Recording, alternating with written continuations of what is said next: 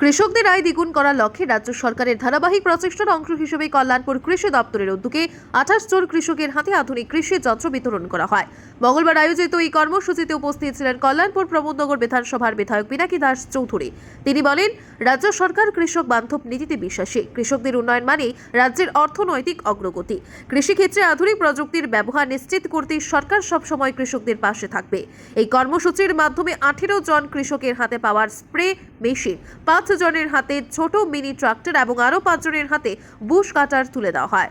উপস্থিত কৃষকরা রাজ্য সরকারের এই সহায়তার জন্য কৃতজ্ঞতা প্রকাশ করেন এবং জানান, আধুনিক যন্ত্রপাতির ফলে তাদের কৃষিকাজে গতি আসবে ও উৎপাদনশীলতা বাড়বে।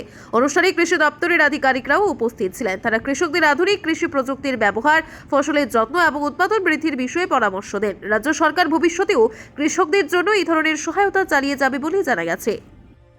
কৃষকদের মধ্যে যন্ত্রপাতি বিতরণ অনুষ্ঠান, এই অনুষ্ঠানে উপস্থিত আছেন আমাদের পঞ্চায়েত সমিতির চেয়ারপারসন, উপস্থিত আছেন আমাদের বিশিষ্ট ব্যক্তি নিতাইবল, উপস্থিত আছেন এই পঞ্চায়েতের প্রধান, উপপ্রধান, উপস্থিত আছেন আমাদের বন্ধু এসপি সাহেব এবং যারা বেনিফিশিয়ারি, সবাইকে শ্রদ্ধা অভিনন্দন।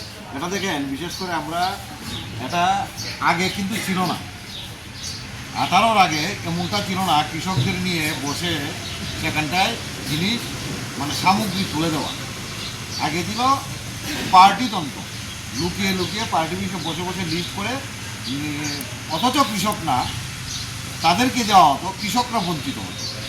আর 18 সালে পরিবর্তন হওয়ার পর থেকেই আমাদের সরকারের যে ভাবনা চিন্তাধারা এবং মোদিজির যে ভাবনা চিন্তাধারা, না অ্যাকচুয়াল যারা কৃষক তাদের আয়টা যাতে দ্বিগুণ করা যায়। কারণ যেহেতু ভারতবর্ষ কৃষি নির্ভরশীল দেশ, সেখানটায় 70% অর্থনীতি সেখান থেকে আমরা আসি।